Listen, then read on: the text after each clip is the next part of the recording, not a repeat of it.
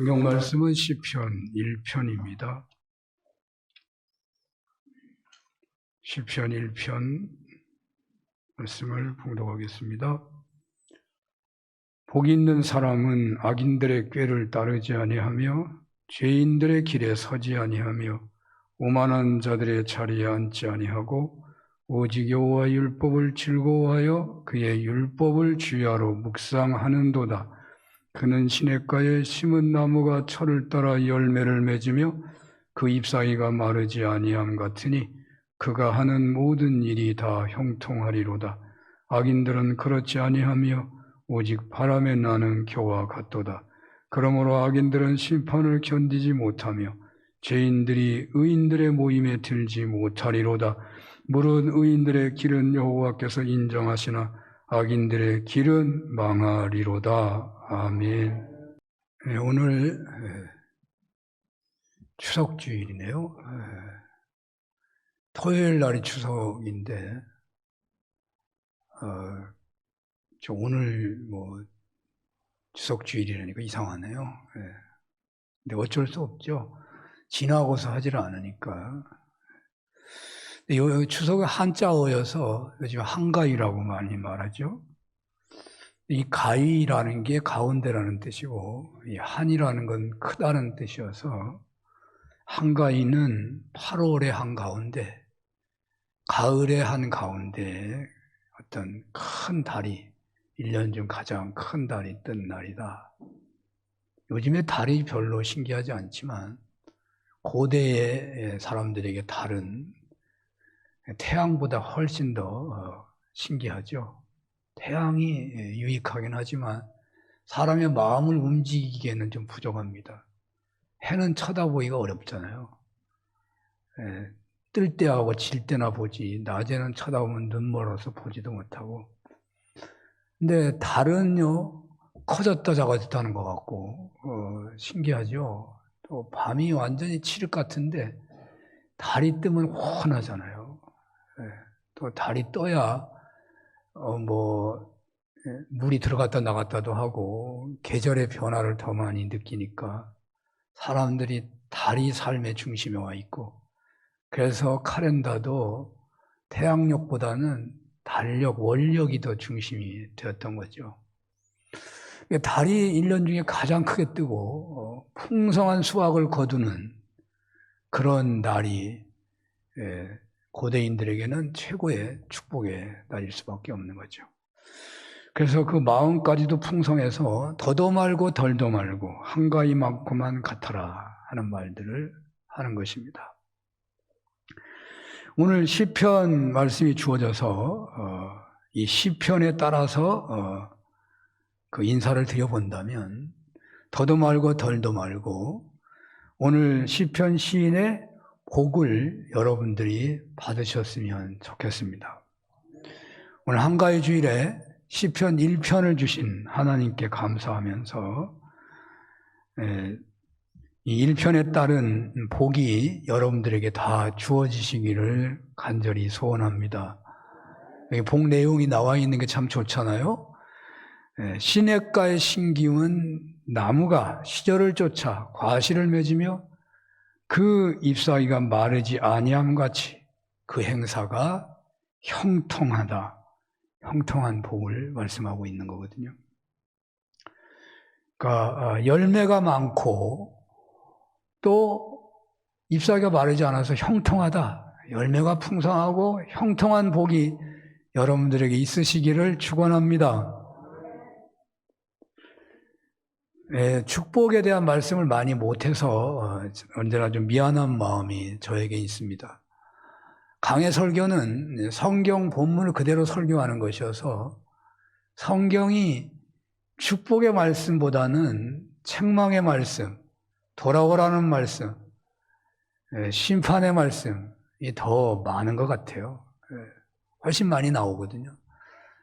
축복의 말씀은 많이 안 나와요. 왜 그러냐면 사람들이 죄가 많아서 하나님을 떠나서 살아가는 인생들이 너무 많기 때문에 그 인생들에게 주시는 말씀이 돌아오라는 거죠. 돌아오는 게 먼저 축복의 시작이니까 믿음대로 살라는 거죠. 그러니까 그렇게 돌아와서 믿음대로 사는 것이 먼저 그런 복을 받아야 그 다음에 주어지는 복이 되니까 보통 세상에서 말하는 축복은 그냥 많이 와닿지 않는 것이죠. 네, 오늘 이렇게 시편을 이제 보게 되면서 축복을 말하고 또 한가의 주일을 이렇게 예배로 드리게 돼서 참 감사합니다. 또 지난 주일에는 수요일 날에 계시록 1장을 봤었는데 1장도 복에 대한 말씀이더라고요. 읽고 듣고 행하는 자가 복이 있다. 그래서 하나님께서 한국 교회 성도들이 너무 힘드니까, 우리 산흥교회 성도님들이 힘드니까 복을 받으라고 이렇게 말씀하시는구나, 그런 생각도 해봅니다. 근데 계시록은 말씀을 읽고 듣고 행하는 자가 복이 있고, 시편은 말씀을 날마다 주야로 묵상하는 자가 복이 있다. 내용이 좀 비슷해 보이죠? 말씀을 읽고 듣고 지키는 자, 말씀을 날마다 묵상하는 자, 이 묵상한다는 말에는 행한다는 말이 들어있어요. 묵상 안에는 기도도 들어있고 행한다는 말씀이 들어있는 거예요. 그러니까 이 똑같은 말 같은데 또 좀 차이가 나는 것 같기도 하고, 좀 더 들어가 보면요, 계시록은 박해 시대에 주어진 말씀입니다. 초기 기독교 가장 박해가 심한 때, 심한 박해가 로마 황제를 통해서 10차례 있었다고 보통 말합니다. 더 많겠지만 1대, 2대 네로와 도미치아누스 황제 때 최고로 박해가 있었는데, 그때 이제 계시록의 말씀이 임하는 것이죠. 하나님의 말씀을, 계시의 말씀을 읽고 듣고 행하는 자가 복이 있다. 그 당시에 성경이 없다고요. 그러니까 사도들을 통해서 혹은 사도들의 준하는 그런 신앙 지도자를 통해서 편지가 전해지면 그 편지를 공개적으로 볼 수가 없어요. 그 편지가 발각이 되면 보낸 사람이나 받은 사람이나 다 죽게 되는 거니까. 그러니까 편지를 받으면 성경 같으니까 오늘날 너무나 귀해서 또 공개적으로 보면 안 되니까 정말 이 말을 바깥에 퍼지지 않을 사람만 모이게 되는 거죠. 모여가지고 조그만 편지글을 일단은 어떻게 해요? 하나님의 말씀으로 들어야 되니까 읽는 사람이 있는 거예요. 옛날에는 언제나 읽는 사람이 있어요. 요즘엔 마이크가 발달해서 다 생소리로 나오지만 옛날에는 성우 같은 사람들이 굉장히 인기가 많았어요. 대신 읽는 사람들. 읽는 사람이 있어야 돼요. 그래서 읽는 사람이 있고, 읽으니까 이제 듣는 사람이 있고, 읽고 듣고 행하는 자가 복이 있다. 그래서 계시록의 이 복은 믿음을 지키는 자가 복이 있다는 의미가 강합니다. 그러니까 믿음을 지키는 거잖아요. 믿음을 또 지키기 위해서 인내하고, 그리고 사람들 그들을 그 박해를 피하면서 믿음을 지키고 살아가는 신앙인들인 거죠. 그 중심이, 계시록의 복의 중심은 신앙을 지키는 자에 대한 복이고, 시편의 중심은 그럼 뭐라고 말할 수 있을까? 주야로 묵상하는 자. 그래서 어떤 걸 이겨내느냐면 악인의 꾀를 이겨내고 또 죄인과 같이 서는 것을 이겨내고 오만한 자의 자리에 앉지 않는 그런 신앙인이 되는 거잖아요. 그러니까 말씀을 날마다 묵상함으로 그 모든 것을 이겨내려면 믿음이 자라야 돼요. 믿음이 성장해야 되는 거죠. 그러니까 시편의 복은 믿음이 성장하는 복이에요. 믿음이 성장해서 예수님을 닮아가듯이 그렇게 성장해서 그 모든 유혹이나 시험이나 그런 어떤 공격 속에서도 믿음을 지키고 살아가기 때문에 하나님께서 시냇가에 심기운 나무처럼 복을 주신다. 그래서 좀 차이가 있는 거죠. 믿음을 지키는 복, 믿음이 성장하는 복. 그런데 또 자세히 좀 들어가 보면은 믿음을 지키지 못한다면 성장할 수가 없는 거죠. 또 성장해야 믿음을 또 지키는 거죠. 같은 길에 있는 거예요, 사실은. 그러니까 오늘 시편의 복을 제가 말씀을 드린다면 믿음이 성장해서 또 믿음을 지켜서 시냇가 심은 나무처럼 과실과 또 형통하게 되는 그러한 복을 말씀하고 있는 것이죠. 그러니까 다 포함되는 거예요. 이러한 복이 오늘 한가의 주일 예배드리는 여러분들에게 있으시기를 축복합니다. 자, 이 첫 구절은요, 히브리 언어로 아시레, 하이시, 아쉐르라고 되어 있어요. 이 세 말이 다 똑같아 보여요.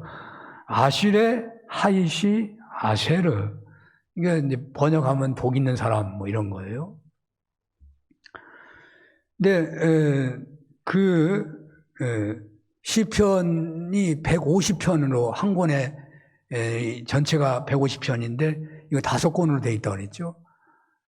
그리고 이 시편의 서론, 서시라고 할 수 있는 게 1편이에요. 그러니까 윤동주가 쓴 그 시집, 별을 헤아려면 하여튼 그 시집의 서시가 한 점 부끄럼 없이 뭐 그런 얘기잖아요. 서시예요, 서시. 그러니까 시편 150편을 시작하는, 시편 전체의 문을 여는, 시편의 전체를 대표하는 그런 시라고 할 수 있는데, 중심 주제가 복 있는 사람, 행복한 사람. 이 복 있는 사람의 번역을 다시 하면 행복한 사람이에요. 복 있는 사람은, 행복한 사람은 이렇게 살아야 한다. 네, 그런 말이고, 또 시편을 통해서 복 있는 사람이 되라고, 그러니까 이렇게 하면 복을 받을 수 있다고 말씀하고 있는 것이니까 하나님이 시편을 주시는 것은 복을 주시기를 원하셔서, 행복한 신앙인이 되기를 원하셔서. 그러니까 하나님께서는 우리 모두가 복을 받기를 원하시고 행복하기를 원하시고 승리하기를 원하시고 열매 맺기를 원하시고 변함없이 믿음의 길을 가기를 원하시는 거예요. 그래서 오늘 말씀을 주시고 계시는 거예요. 그런데 제가 이 시편 설교를 시작하면서 특별하게 가장 중시하는 책을 하나 구입했는데 김정은 교수가 쓰신 렉시오 디비나라는 책입니다. 상당히 두꺼운 책이어서 아마 개인적으로 사보기는 좀 어렵지 않을까. 김정은 교수의 렉시오 디비나라는 책입니다. 이분은 이 책에서 성서의 시편에 대한 새로운 번역을 시도하고 또 수도원에서의 묵상을 중심한 주석을 달아놓고 있고 또 중세 순례자의 노래가 된 이 시편을 더욱 깊게 묵상하기 위해서 사파를 집어넣었어요. 사파를, 그림을 집어넣었어요. 그러니까 9세기에 유명한 그 슈투트가르트라는 라틴어 시편의 채색본, 채색 필사본에 나오는 그 사파를 이분이 끌어들여가지고 그 시편 하나하나에 사파를 넣었더라고요. 그래서 저도 시편 설교할 때 좀 의미가 맞다고 한다면 제가 사파를 보여드리려고 합니다. 오늘 1편 사파를 한번 볼까요? 그림이라 여러분들 잘 안 보일지 모르겠네요. 사파를 보여주세요. 이 슈투트가르트 라틴어 채색 필사본에 나온 사파거든요. 이상하죠?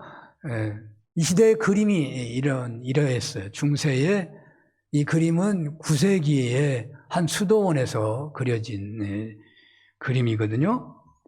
네, 이 그림을 한번 자세히 보시기 바랍니다. 이 그림이 이제 잘 안 보이면 어떻게 하죠?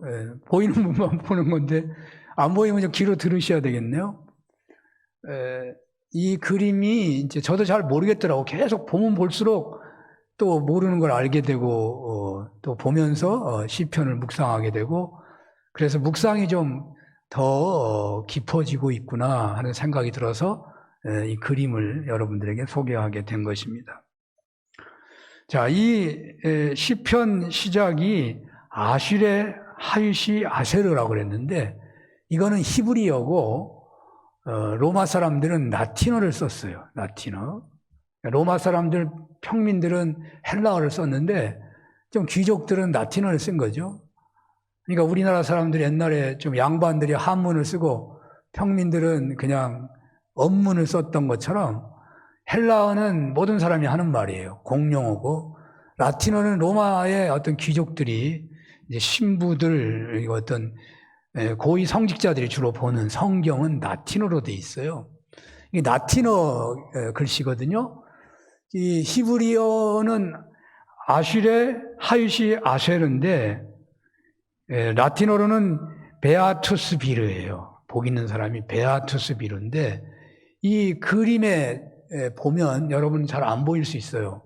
이 동그라미 같은 게 이렇게 사람이 있고 그 사람 옷이 이렇게 쭉 펼쳐져 있는데 동그라미처럼 말려 있잖아요. 이게 보통 장식 글자라고 하거든요. 장식 글자. 이 장식 글자가 이 사람하고 이 말려 있는 것이 라틴어로 이제 발음은 라틴어는 좀 다를 수 있지만 영어로 한다면 B에 해당하는 거예요. B자예요. B자. 이 사람과 말려 있는 게 B예요. 그 다음에 B 다음에 여러분 그냥 껌잡잡하게 있는 글씨는 잘 안 보이는 거고 밑에 나와 있는 것은 이제 라틴어 글씨가 필기체로 그렇게 있고 중간에 이제 고딕체 뭐라 그러나요? 그렇게 한 게 중간에 있잖아요. 이게 제목이에요. 시편의 제목인데 B하고 그 다음에 영어식으로 읽는다면 E가 있는 거죠. E. B-E-A-T-U-S 그 다음에 V-I-R 이렇게 제목이 붙어 있는 거예요. 이 그림을 볼 때. 그래서 베아투스 비르라는 제목이에요. 그러니까 라틴어로 베아투스 비르 하면은 복 있는 사람. 이런 제목의 성가가 많이 있는 것 같더라고. 그러니까 베아투스 비르라고 하는 성가들이 많이 있어요. 복 있는 사람을 말하는 거거든요. 그런데 이 복 있는 사람에 대한 제목을 이 사람을 집어넣어가지고 사람을 글씨에다 넣었어요. 그러니까 이 사람이 복 있는 사람이라는 말이죠. 이 사람이. 이 그림은 그렇게 강조를 하고 있는 것입니다. 이 사람이 바로 복 있는 사람이다. 여러분 그 사람이 좀 이 그림에서 제일 특별하게 보이는 거예요. 어떤 사람으로 보이나요? 이 사람은 그 당시의 사람들은 예수를 잘 믿기로 결단한 사람들을 이렇게 그렸대요. 그래서 예수를 잘 믿는 사람으로 보이는 사람을 이렇게 그린 거예요. 이 사람은 그 당시에는 순례자라고 표현합니다. 순례자. 이 복 있는 사람을 당시에는 순례자라고 한 거예요. 그러니까 조선시대라면 무슨 양반, 이 복 있다고 하면 양반이라는 말을 썼던 거예요. 우리는 뭐 양반이나 지금은 똑같은 표현이지만 그 당시에 신앙적으로 복 있는 사람은 순례자라는 거예요. 그러니까 복 있는 자, 순례자, 그 그림을 이 복 있는 자의 앞글자를 따가지고 이 순례자 그림까지 집어넣어서 그림 글자에 집어넣었다는 거예요. 이 그림에 그게 보이는 거죠. 그리고 이 당시에 그림은 원근법이 없어요. 원근법이 없다는 말 무슨 말인지 아시나요? 이렇게 멀리 있는 것은 작게 그리고 가까이 있는 것은 크게 그려서 이게 좀 거리 감각이 있잖아요. 이 그림에 거리 감각이 없어요. 옛날에는 그림이 원래 이랬어요. 그리고 색깔이 이게 많지를 않아요. 그리고 아주 초록, 보라, 빨강, 주황, 파랑 이 5가지가 이 원색을 주로 사용한 그림을 그려요. 이 당시에. 한 9세기의 그림인데 이 그림이 그래서 조금 좀 어색하죠. 고대의, 중세의 그림이 대부분 이러해요. 그리고 이게 앞뒤가 좀 어떻게 되는지 잘 모르는 거죠, 이게.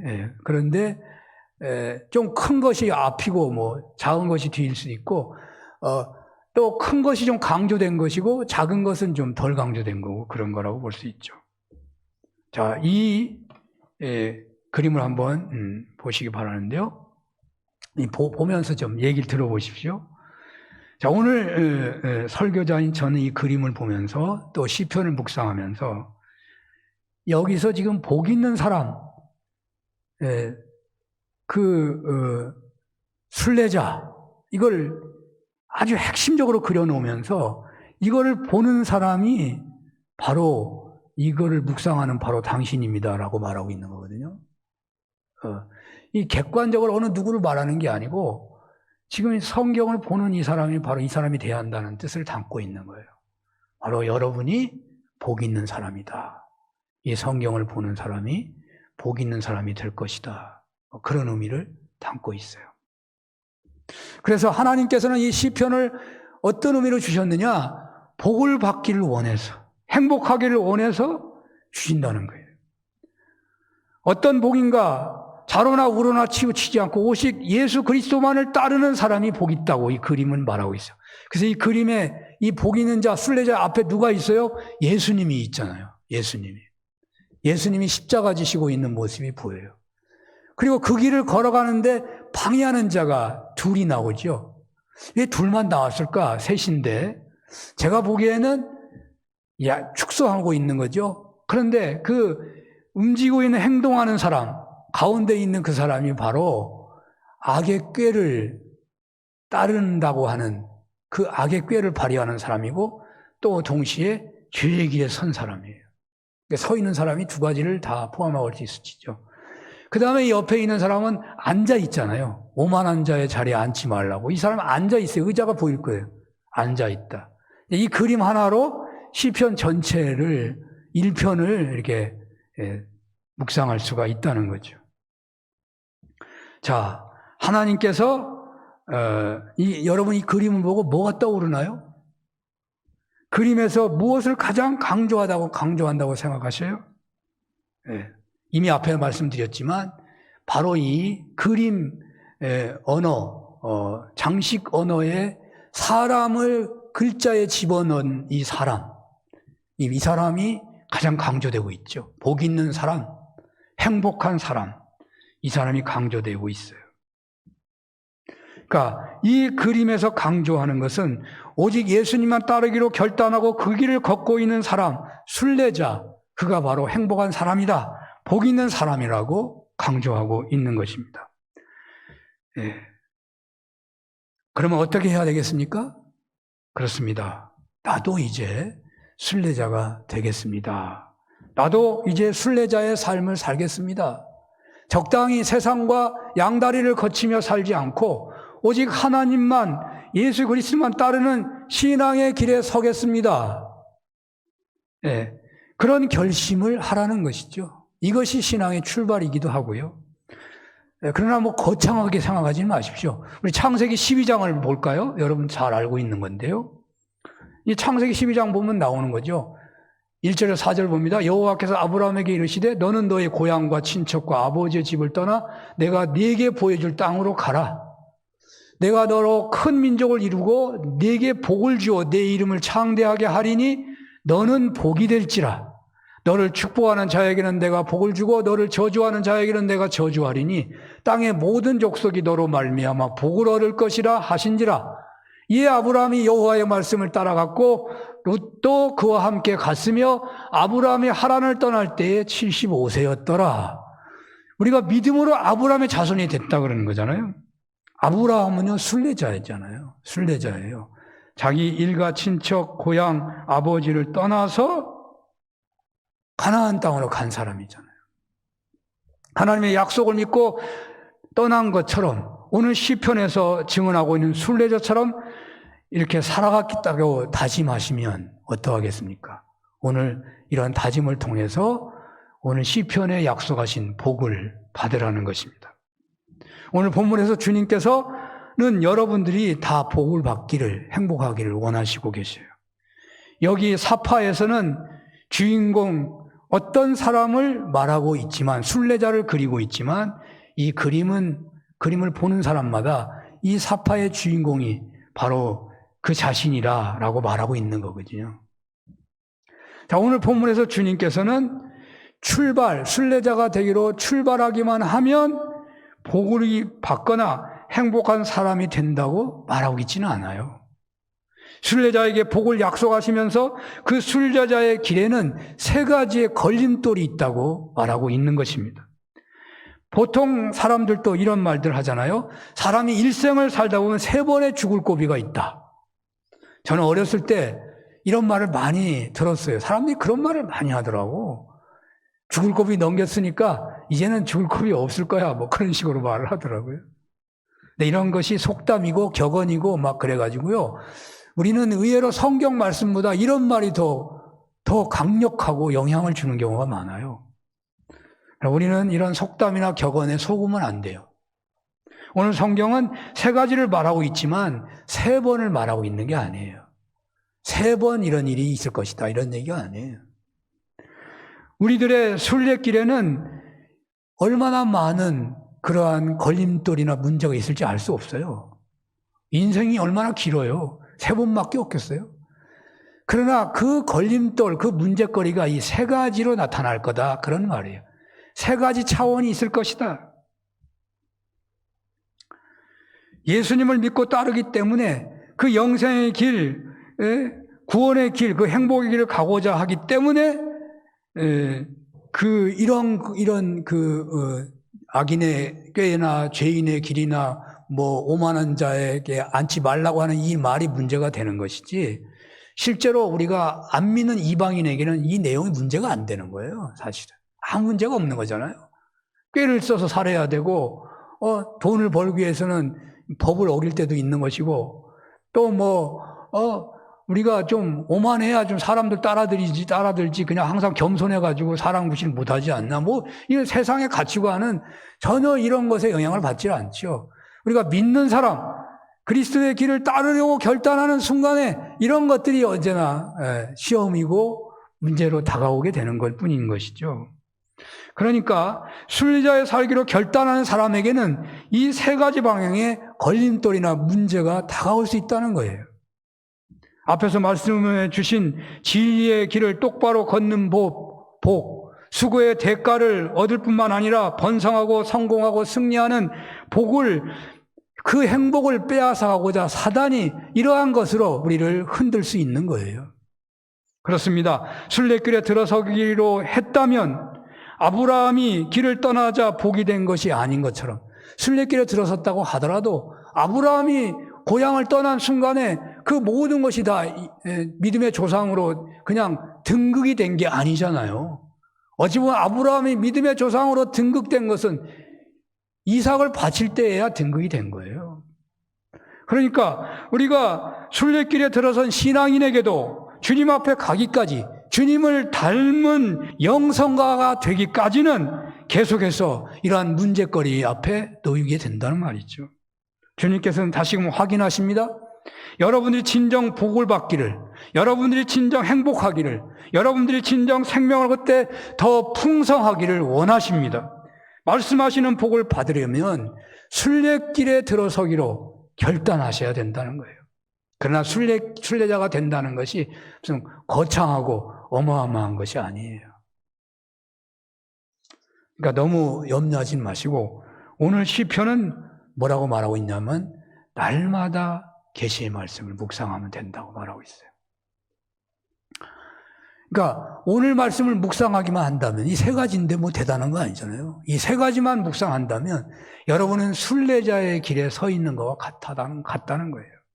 여러분 각자의 삶에서 이 악인의 꾀를 내가 따르지 않아야 되겠다, 내가 죄인의 길에 서지 않아야 되겠다, 내가 오만한 자리에 함께 앉지 않아야 되겠다, 그런 말을 늘 이렇게 읊조리며 살기만 한다면 여러분 순례자의 길을 가고 있다는 말이에요.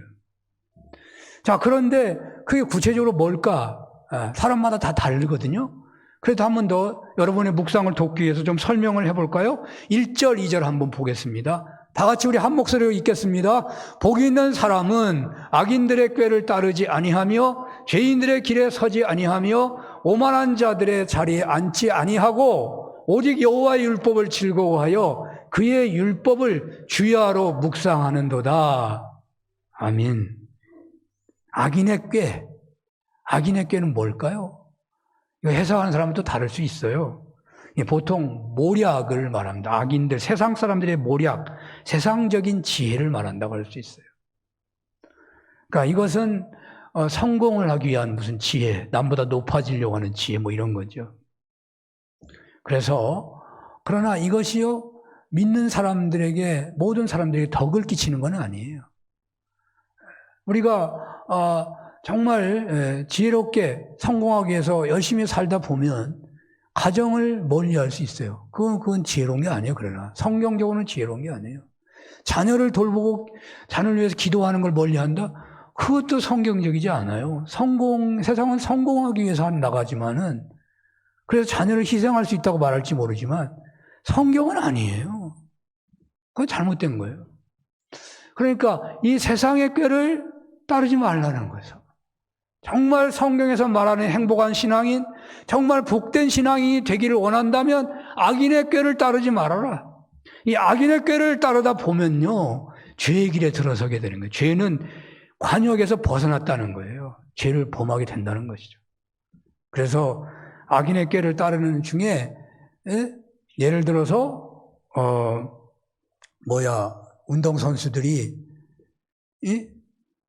그 체력을 증진하기 위해서 내가 열심히 노력해서 이기면 되는데, 승리하면 되는데, 승리가 언제나 축복이 아닌데 질 수도 있는데 맨날 이기려고 그래서 무슨 약물을 먹게 되잖아요. 그게 죄잖아요. 그거는. 약물 먹다가 금방 죽지도 않는데 무슨 죄냐고. 걸리면 죄가 되는 거예요. 심각해요. 약물을 먹는 거. 그게 죄로 이제 넘어간 거예요. 맨날 이기려고. 맨날 이기는 게 주님은 그게 정말 승리가 아니거든요. 질 때도 있고 이길 때도 있는 거지. 약물을 먹으면 안 되잖아요. 죄를 보면. 주식으로 돈을 잘 벌어요? 근데 자꾸 주식하다 보니까 이게 발 버는 방법이 또 있는 거예요. 서로 짜고 치고 하면 벌잖아요. 그거 조작을 하는 거예요. 그거 죄로 넘어가는 거예요. 죄의 길에 서는 거예요.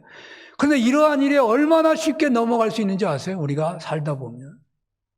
그러니까 우리는 이 말씀을 늘 읊조려야 돼요. 죄인의 길에 서지 않게 해달라고. 그래야 죄의 길에 서지 않는 거예요. 성경은 그렇게 말하고 있는 거예요. 오만한 자리에 앉지 말아라. 오만한 자는 이제 죄의 길에 서러가, 죄의 길에 선 거는 그래도 내가 죄인이구나를 좀 알고 있는 거잖아요. 오만한 자는 이제 하나님이 없어요. 신앙이라고 하지만 자기가 하나님이 되어 있는 거예요. 그래서 그는 교만한 자가 됐어요. 자기가 하나님이 돼버렸어요. 그래서 그 사람은 이제 돌아올 길이 별로 없는 거죠. 네, 이러한 악인의 꾀, 또 죄인의 길에 서는 것, 오만한 자리에 앉는 것, 이거는 사람마다, 직업마다, 그 신앙의 정도마다 다 다양하게 다르게 나타날 수 있어요. 네, 신앙인으로 살아가면서 다양하게 나타나는 그 악인의 꾀를 따르고 있다면, 죄인의 길에 같이 섰다면, 오만한 자리에 앉아 있다면 지금 그의 성공은 성공이 아니에요. 착각하면 안 돼요. 주님께서는 바람에 나는 겨가 될 거라고 말씀하고 있어요. 오늘 경고합니다. 바람에 나는 겨가 될 것이다. 훗날 하나님의 심판을 견디지 못할 거라고 경고하고 있습니다. 반드시 망할 것이라고 최종적으로 선포하고 있습니다. 사랑하는 여러분, 오늘 한가의 주일에 하나님께서는 여러분들이 다 복을 받으시기를, 행복하기를 원하십니다. 그리고 시냇가에 심기운 나무처럼 시절을 쫓아 과실을 맺으며 또 입이 항상 푸른 것처럼 형통하기를, 모든 일에 하는 일마다 형통하는 복을 받기를, 그러한 행복을 누리시기를 원하십니다. 어떻게 해야 되겠습니까? 오늘 시편은 순례자가 되라고. 그러니까 세상과 신앙에 양다리 걸지 말라고. 이왕 예수 믿는데요, 양다리 걸쳐서 세상 사람들에게 칭찬받는 신앙인이 아니라, 우리는 세상을 떠날 수는 없지만 늘 이 성경의 말씀을 늘 읊조리는 가운데 오직 주님만을 따라가는 그런 복되고 행복한 신앙인들이 다 되셔서 세상에서는 혹시 좀 부족한 면이 있다 하더라도 오늘 성경에서 말하는 시냇가에 심기운 나무 같은 그런 풍성한 결실과 하는 일마다 형통한 그러한 복이 있으시기를 축원합니다. 기도하겠습니다. 하나님 아버지, 한가위 주의를 지키는 하나님의 종들, 하나님 복된 신앙인들, 행복한 신앙인들, 하나님 아브라함이 떠난 것처럼 순례자의 길을 갈 수 있도록 날마다 하나님 이 세 가지 하나님 죄악의 길을 읊조리는 가운데 하나님 그 길로 넘어가지 아니하고 언제나 주님만을 따라가는 복된 그리스도인들 다 되도록 은혜 베풀어 주시옵소서. 예수님 이름으로 기도합니다. 아멘.